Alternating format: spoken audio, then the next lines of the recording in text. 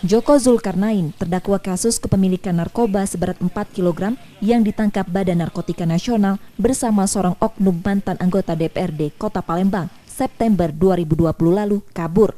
Terdakwa kabur saat sedang menjalani perawatan akibat sakit pembengkakan paru-paru di Rumah Sakit Polri M. Hasan Palembang. Kasipidum Kejari Palembang menerangkan, terdakwa kabur dengan menyamar sebagai pasien biasa saat penjaga membeli makan malam.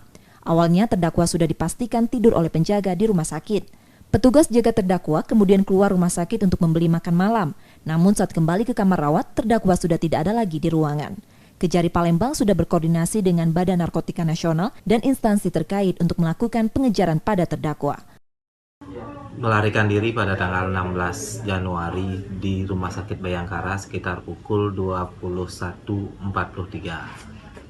Itu dikarenakan sehari sebelumnya tahanan kita bantarkan karena dalam posisi sakit. Selanjutnya kita telah melakukan upaya-upaya pencarian pada penyisiran di sekitar Rumah Sakit Bayangkara sampai akses-akses pintu keluar dari wilayah Palembang.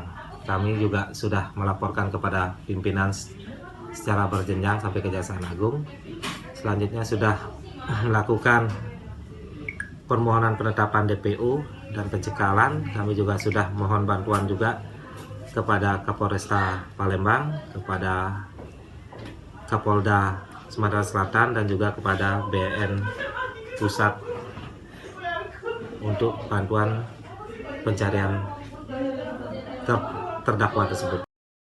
Saat ini terdakwa masih diburu petugas gabungan agar bisa tertangkap kembali karena terdakwa kabur sidang kasusnya ditunda. Sebelumnya, terdakwa dan beberapa orang lainnya ditangkap di sebuah ruko di Palembang dengan barang bukti narkoba seberat 4 kg. Yudi Keswanto, Kompas TV Palembang, Sumatera Selatan.